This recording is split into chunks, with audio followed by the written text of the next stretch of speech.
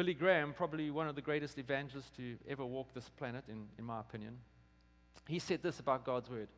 While people today, from all walks of life, are searching for answers to life's problems, only the Bible has the answer to the deepest needs of men, women, and children. Yet, he says, there are more people who know the words to a television commercial better than they know the words of the Bible, or the words to Bruno Mars's latest song, whatever it is. He goes on, he says, the secret of the power of Christianity is not in its ethics. It is not in Christian ideas or philosophy. The secret is found in the Lord Jesus Christ and His truth.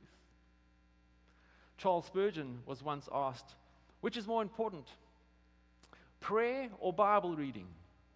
Or reading your Bible? And in typical Spurgeon manner, he said, which is more important, breathing in or breathing out?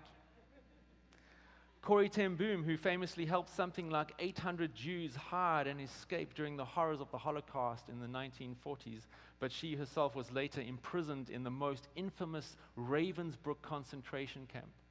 And she says the only way she survived the horrors and the hell of that concentration camp was by knowing Scripture. She says this, I have experienced His presence, Holy Spirit, in the deepest hell that man can create. I have tested the promises of the Bible, and believe me, you can count on them. Spirit and Word together.